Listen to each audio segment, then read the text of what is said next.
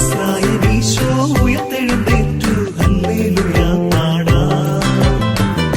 മോക്ഷപ്രകാശമാം മിശിഹ ഉയർത്തപ്പോൾ സംഗീതം വാനിലും കേട്ടല്ലോ. കല്ലറയിൽ തിരയരുതേ, ഉയർത്തെഴുന്നേറ്റവനേ, ജനതകൾ അണിയണിയാം, ഹല്ലേലൂയ പാടിടട്ടെ.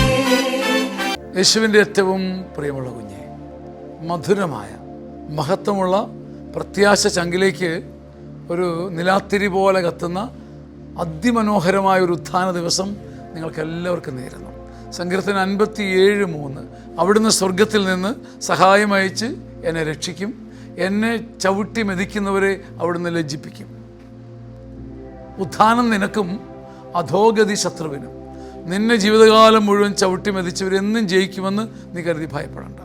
നിന്നെ നിത്യമായി ചവിട്ടി കാൽ കീഴിൽ ഒതുക്കി വെച്ചവർ അവരെന്നും ജയിക്കുമെന്ന് ഓർക്കണ്ട. ഒരു ദിവസം നിനക്കുണ്ട്, അനുഗ്രഹത്തിൻ്റെ ദിവസം. ഹോസിയയുടെ പുസ്തകം 6-ാം അധ്യായത്തിൽ 11-ാം വാക്യത്തിൽ പറയുന്ന പോലെ നിനക്കൊരു കൊയ്ത്തുണ്ട്. യൂദാ, നിനക്കും ഒരു കൊയ്ത്തുണ്ട്. എന്നും കരയാനല്ല വിധി, എന്നും തകർന്നു നിൽക്കാനും ഒച്ചാനിച്ച് നിൽക്കാനുമല്ല.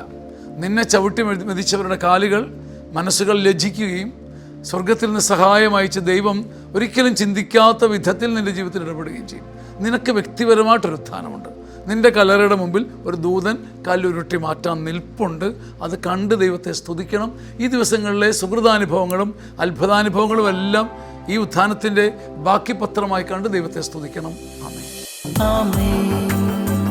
ആമേൻ.